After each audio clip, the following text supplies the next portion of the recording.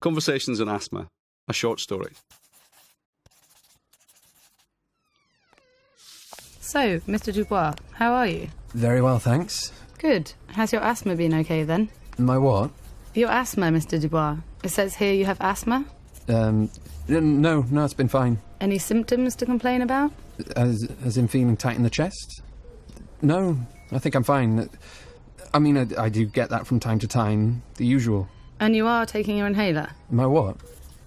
Oh, yeah, the inhaler. Yeah, I am. Twice a day? Yeah, before bed and when I get up. And you're sure your asthma is not getting worse? No, it's the same as it's always been.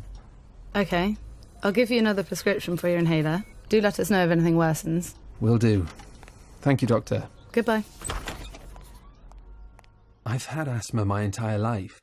I don't really know what it's like not to have it.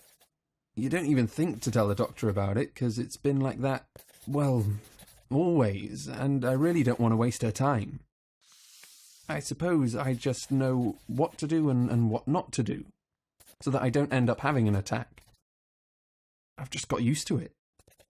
But when I really think about it, I suppose I do get quite a lot of symptoms every week, and I often go out of my way to avoid stuff that'll make my breathing worse. With asthma, it really is quite hard to tell. Patients hardly ever tell me anything specific about symptoms, so it's really difficult to estimate how well controlled their asthma is and how it affects them in the few minutes I have with them.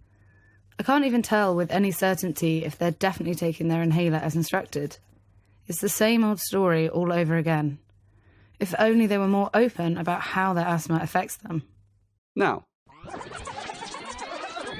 let's try this again. So, Mr. Dubois, how are you? Very well, thanks. That's good to hear. And how's the asthma? Has it improved, got worse, or been the same since the last time I saw you? It's hard to tell.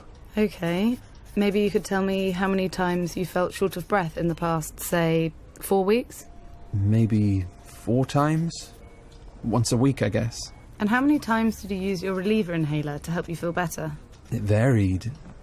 Sometimes once a day, but sometimes 3 or 4 times a day if I was feeling really breathless. I see. And at these times, did your asthma prevent you from getting as much work done as you'd wish? Yeah. I suppose I was feeling tight-chested and drained, so I'd stay at home rather than go out, really. Understood.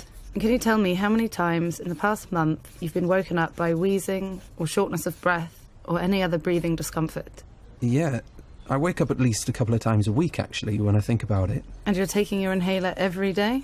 Well, most of the time, yeah. So when do you forget to take it? Well, sometimes I forget in the morning when I'm rushing out of the house. Right then, Mr. Dubois. Let's look at getting you on a different treatment so that we can get your symptoms a bit more under control. As you're aware, asthma is a widespread global problem. The World Health Organization estimates that there are 235 million people with the disease worldwide.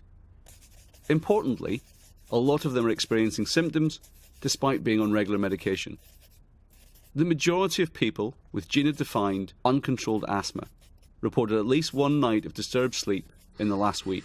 In other surveys, up to 75% of patients reported diurnal symptoms and 30 to 70% reported nocturnal symptoms. However, it looks as though not all patients are fully aware of how well controlled their condition is and of the impact that asthma symptoms have on their day-to-day life.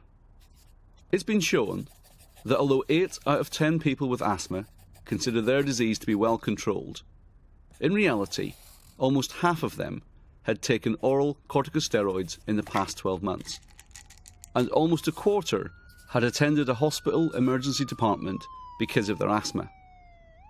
Furthermore, asthma symptoms interfered with everyday activities for over half of these individuals, with between 67 to 89% of patients making adjustments to accommodate them, depending on the frequency of their triggers. Therefore, it's clear that many patients with asthma don't make the connection between symptoms and poor control of disease. They've got used to having the condition.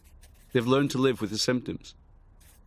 It's also highly likely that they may not even tell their physician about these symptoms during a consultation. As a result, of course, physicians may be left unaware of the effect that asthma is having on their patients' daily lives. So, can anything be done about it? Of course. To get the necessary information from the patient, it is crucial to ask the right questions. Some general tips are as follows. Ask questions that are not open-ended. Help the patient put a number on it. For example, by asking, how many times in the last 4 weeks have you used your reliever medications? Or, how many nights in the week do you wake up because of your asthma?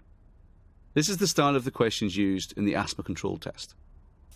Use language that is suited to the patient's age, circumstances, and level of education. Use familiar terminology. For example, asthma attack rather than exacerbation. Ask patients about the impact that asthma has on their lives. For example, by using questions such as, has your asthma influenced what activities you do? Or has it prevented you from doing certain activities? It might be easier for patients to identify limitations due to asthma, rather than to speak purely in terms of symptoms. Give patients some time to find the right words, to help them describe their asthma in consultations.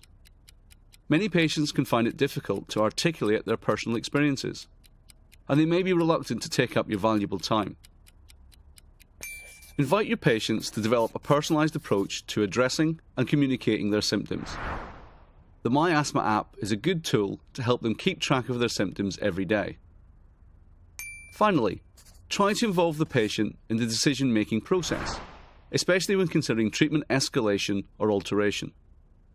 Studies confirm that decisions in which the patient has actively participated will result in greater commitment and adherence to treatment, which could play a big part in solving the lack of symptom control.